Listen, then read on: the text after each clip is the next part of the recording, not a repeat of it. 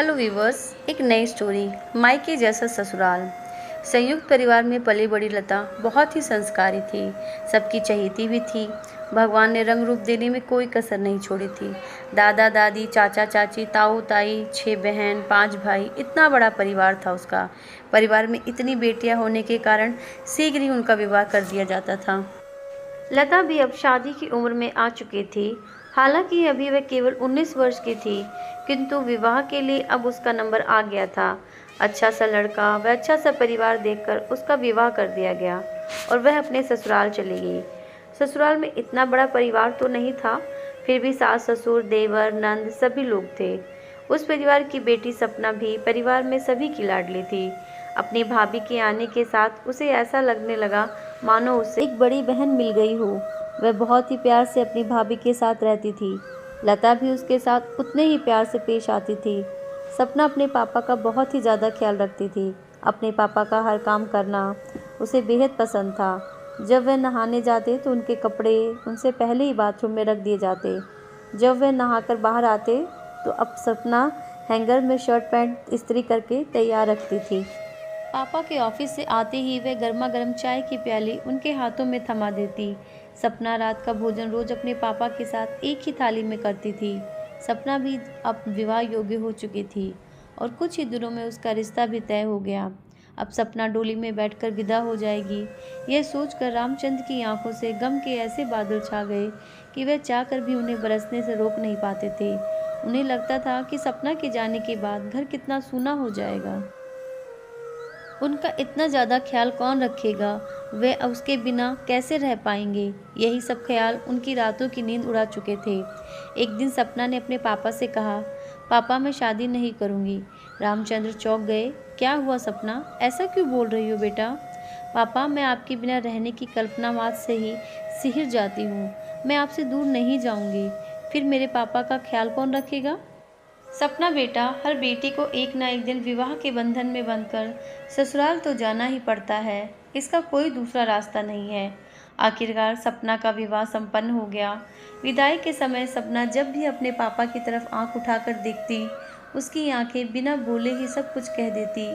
एक दूसरे के दिल की धड़कनों को पहचानने वाले पिता और बेटी एक दूसरे के मन में उठे तूफान को महसूस कर रहे थे। जाते वक्त सपना अपने पापा से लिपटकर फूट फूट कर रो रही थी। रामचंद्र भी अपने आंसुओं को रोक न पाए। आखिरकार सपना अपने पति के साथ ससुराल के लिए विदा हो गई। घर शांत और सूना हो गया।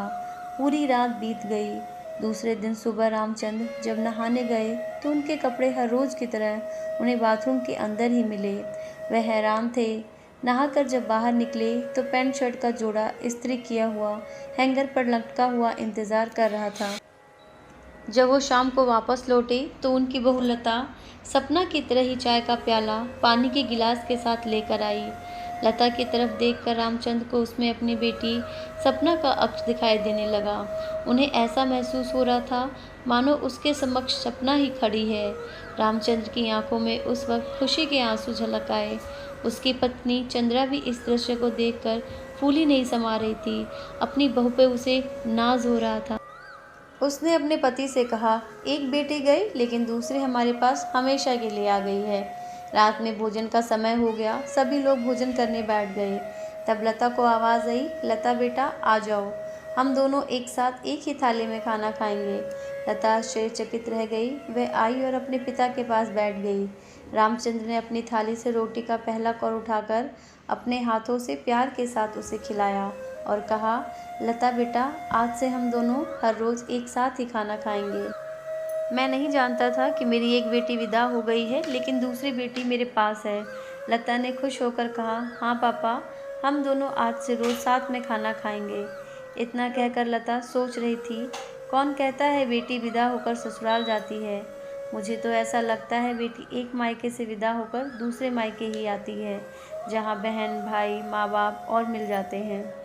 दिनों के बाद सपना पगफेरे के लिए वापस आई। शाम का वक्त था। वह अपनी ससुराल की बातें सबको बता रही थी।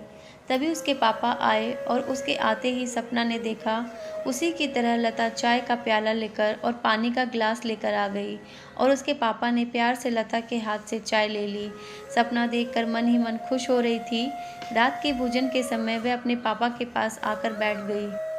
तभी उसके पापा ने आवाज़ लगाई, लता बेटा आ जाओ।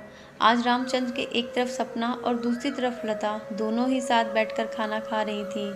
आज यह दृश्य देखकर सपना बेफिक्र थी कि उसके पापा का ख्याल रखने के लिए उसकी भाभी है, जो पापा को कभी दुख नहीं होने देगी और उनकी कमी हमेशा पूरी करती रहेगी। ऐसी ही कहानियों के लिए कृपया मेरे चैनल को लाइक, सब्सक्राइब और शेयर